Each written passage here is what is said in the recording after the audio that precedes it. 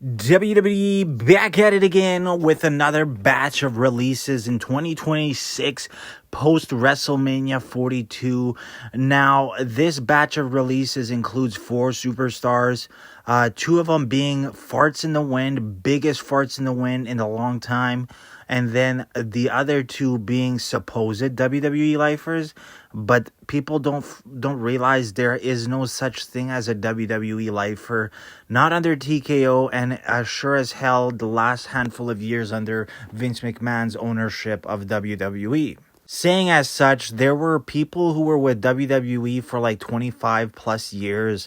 The last 5, maybe 10 years under Vince McMahon's ownership that WWE was, that at the end of it, they were canned or gotten the boot. And these people were backstage personalities, so people who helped in some kind of HR role or a referee of sorts, something along those lines. And it's not like it's a massive contract, but if they ended up getting the boot back then, even wrestlers, during that time period, why would anybody think and be surprised, oh, we thought they were going to be WWE lifers, when such a thing didn't exist for the last 10 years, let alone under TKO's ownership, where they're more greedy and money hungry than Vince McMahon ever was. Now, I've heard a lot of crazy stuff being said about these two releases, and this is pertaining to the New Day, Xavier Woods specifically, and Kofi Kingston, saying how, they were WWE legends, or they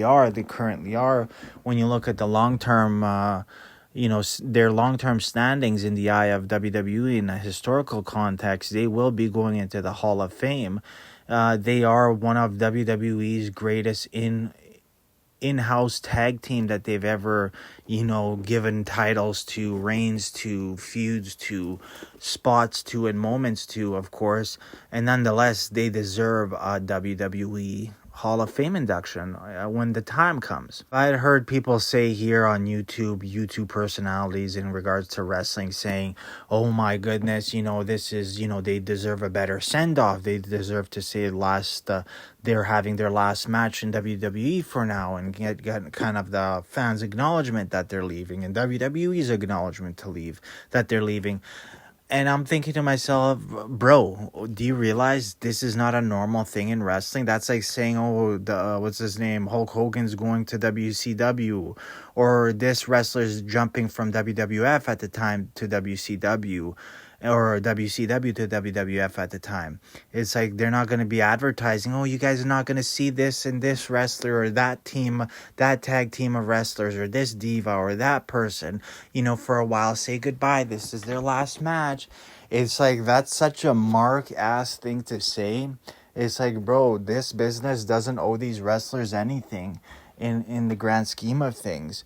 When these wrestlers collectively for decades have been categorized by WWE, and I believe AEW in the same sense, and other major wrestling promotions across America, as independent contractors, well, at that point, you're going to be treated as an independent contractor. And I'm not saying it's right, not at all.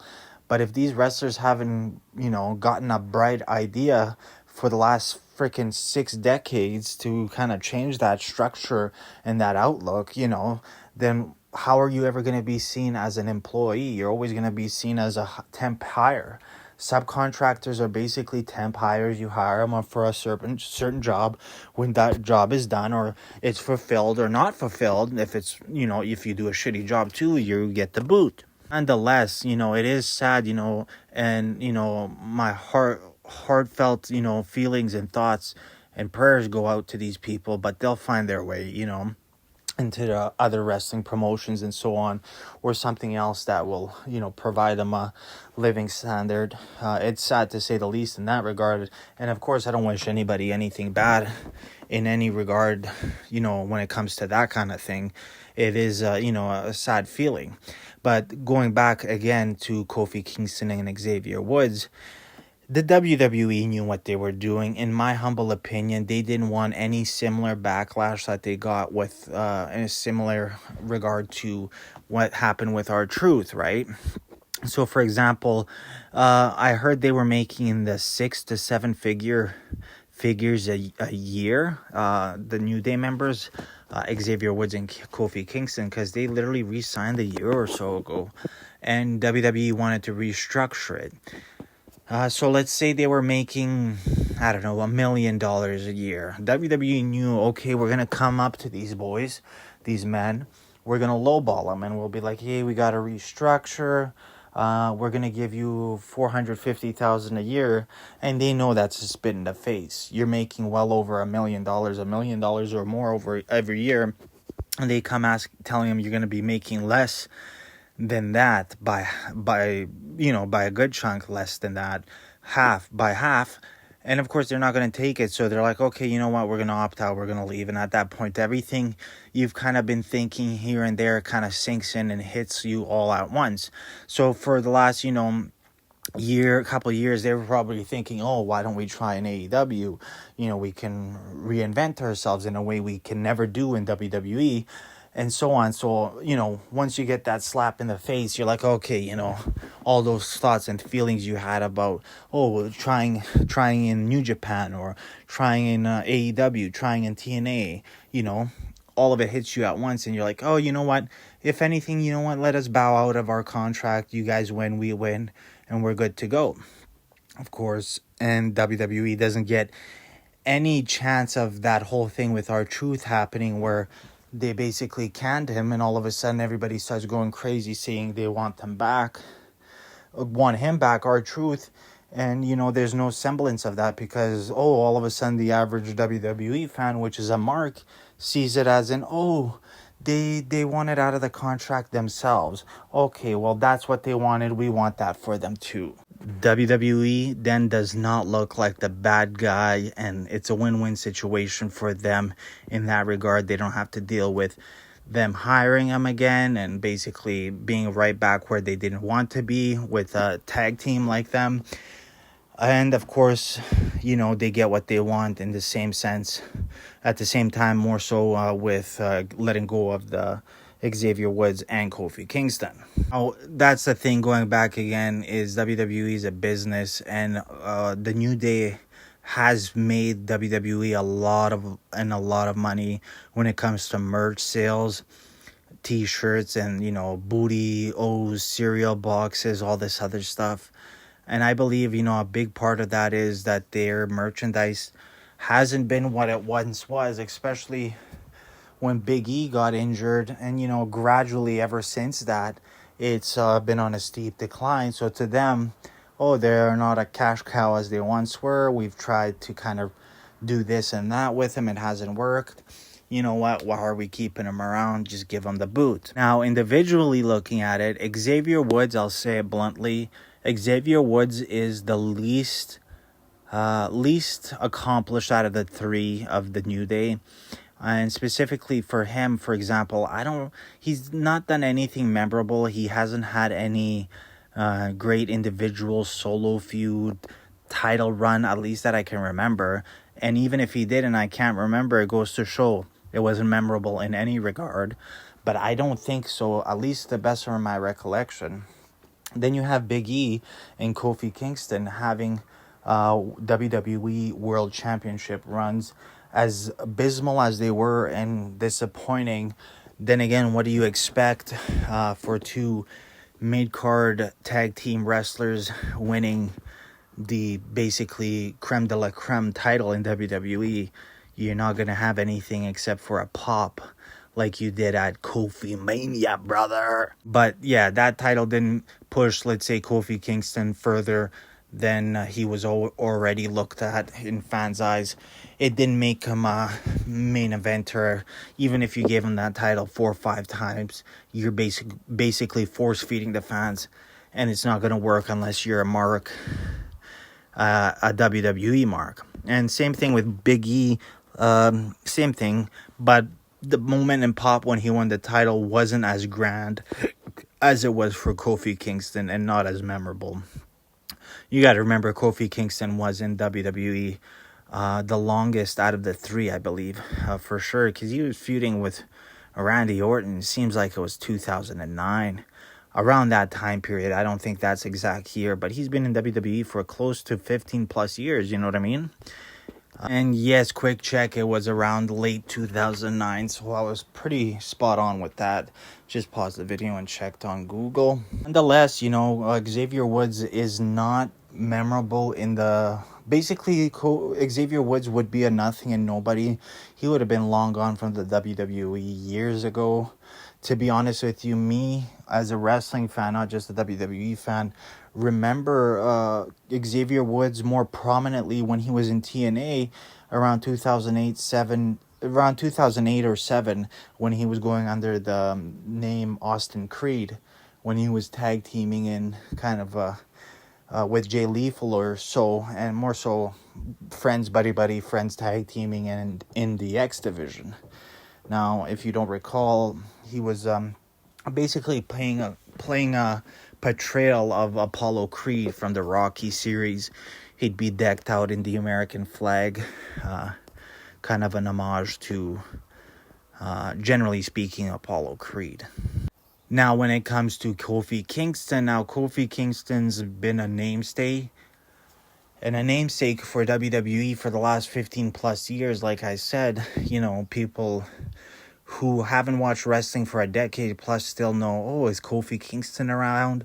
So if they tune into, let's say, wrestling on an odd chance, or they're like, oh, wrestling's on, Netflix, let's check it out. And they're like, oh, Kofi Kingston, holy shit, he hasn't aged a bit, He's a very recognizable name for this era of wrestling when it comes to WWE. He's had a lot of accomplishments and a lot of memorable feuds or a lot of memorable segments. And of course, like I said, he won the WWE World Heavyweight Championship. And for me, it's more surprising with him, but that's that whole thing. We've done everything with Kofi that we can, give him the boot. But it's like, what are we going to do, Xavier? So it's like, you have to get rid of him, at once. 2 birds, 1 stone kind of thing. So the bigger surprise out of those two is specifically Kofi, due to his accolades and so on.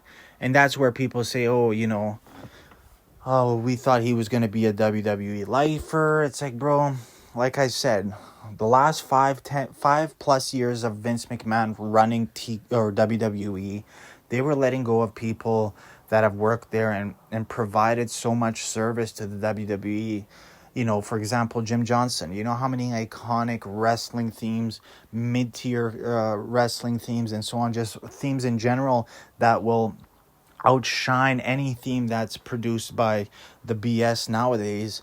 He was in WWF at the time, WWE for like 25 years, for example, and they gave him the boot. They're like, oh, we want to try something new, and everything since then that they've tried new never achieved even a semblance of the success that Jim Johnson's themes have.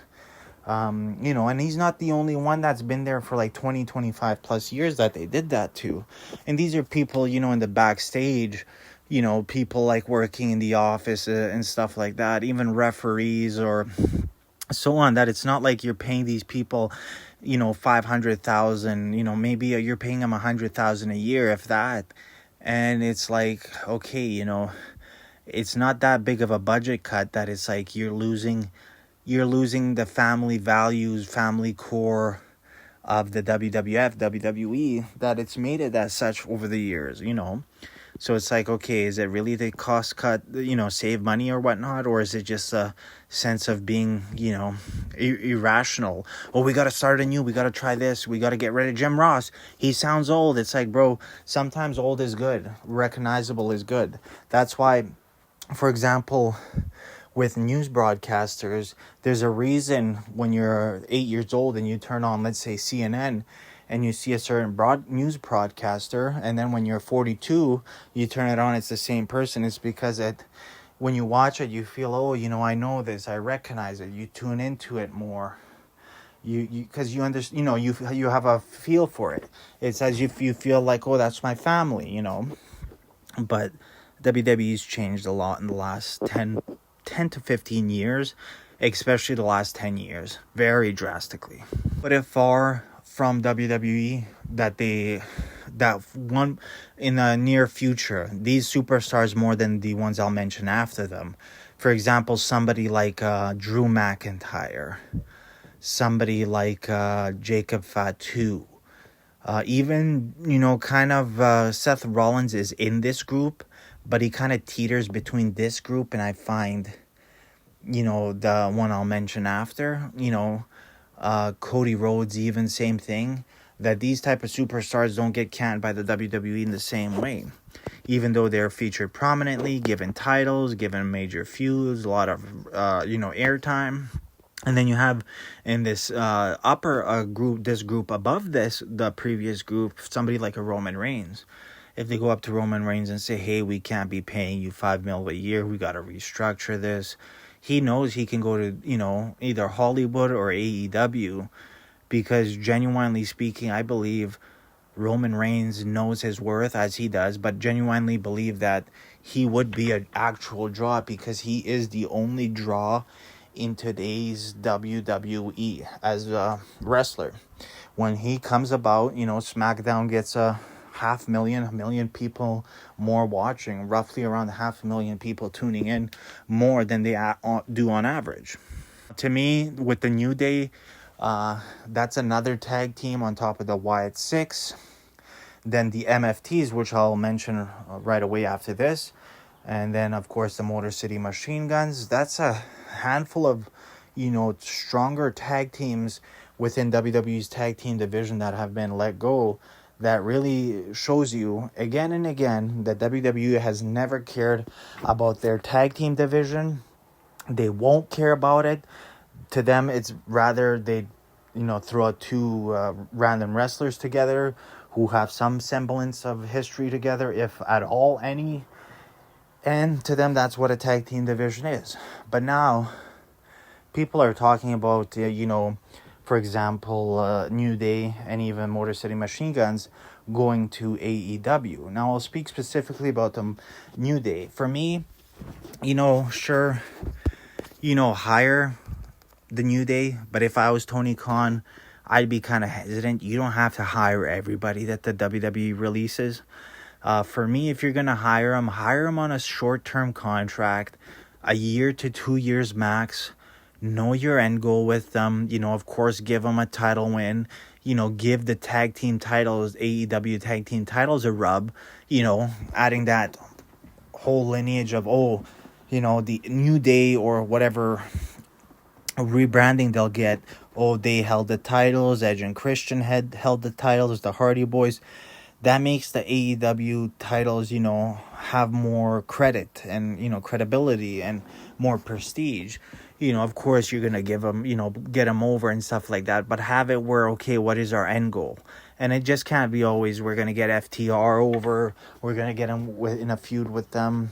Of course, that's going to be a thing. But make it so a new tag team, up-and-coming tag team gets over. Of course, establish great moments for the fans with wrestling matches, but at the same time, like I said, in general, have an end goal. Don't just come in there, let them get lost in the shuffle, because I'd imagine the Motor City Machine Guns will come around the same time period, and you'll kind of want to do the same thing with them. Have them win it, and so on and so on. Now, for the other two pairs, the other pair of releases when it comes to the second batch of cuts is Tongaloa and JC Mateo. Now, I'll say this, fart in the wind. One of them was in the WWE for, 2 years? And the other one was in the WWE for about a year, roughly in between a year to 2 years individually. JC Mateo, as soon as you seen that name when he was rebranded as such, it's like, come on, bro. You knew he was going to be a nothing, a jobber. And same thing with Tongaloa, just lackeys.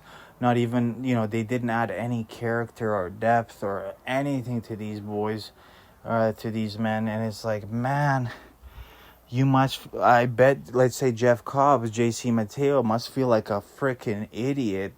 Imagine picking, he was in AEW. He used his real name or his general name, wrestling name. And he was getting, a decent exposure. They were treating him as he was generally treated in, Japan and so on. And he's like, yeah, I'm going to go to WWE. Now, if I was, Tony Khan and speaking as a booker or as a owner, or what I would do, I personally wouldn't sign JC Mateo, Jeff Cobbs, because I believe he'd want to go back to WWE. He's one of those wrestlers who has that Stockholm syndrome. Basically, no matter what happens, how WWE treats him, it's like, oh, I love them. Oh, they'll understand. I'll go work on myself, go back. But it's like, it's never a relationship for what they appreciate you for what you are and develop with them. It's you got to come there, develop, so they can make money off of you. It's a one-ended relationship, generally speaking.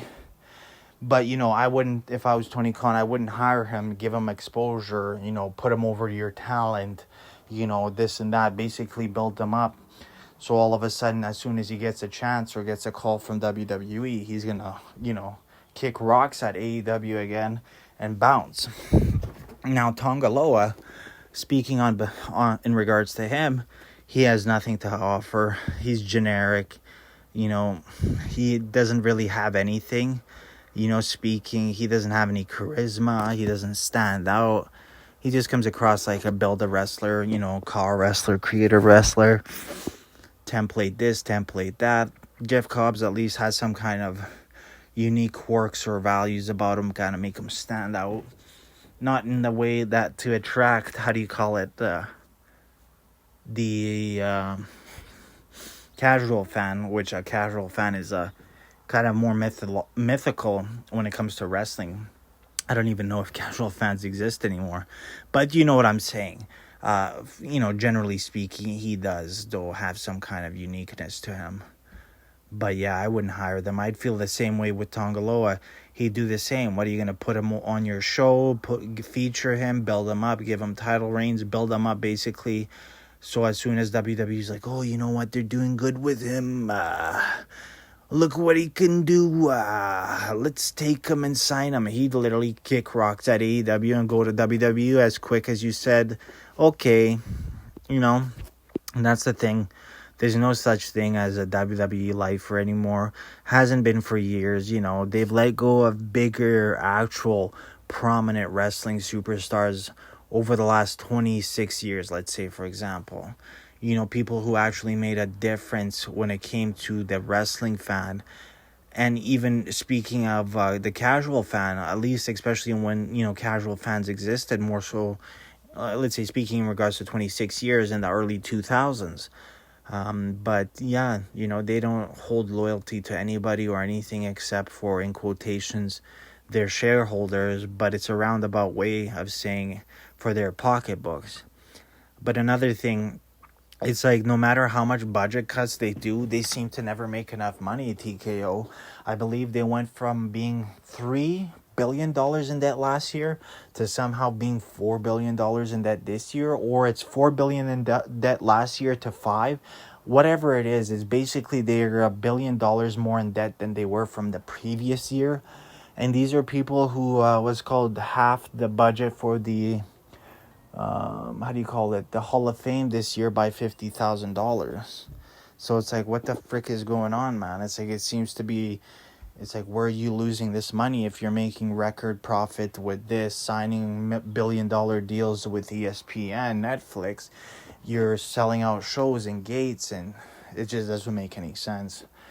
But as long as TKO, especially TKO or WWE, is a business, there will never be a WWE lifer. And like I said, Triple H is going to be on the cutting block soon. He's not a lifer either. He doesn't hold any weight in there. There's no McMahon running the place, and that's the only way I could see it happening. But even then, when Vince McMahon was around, Shane McMahon wasn't always around. He'd come here and there, if that. But yeah, there's no such thing as safety when it comes to WWE.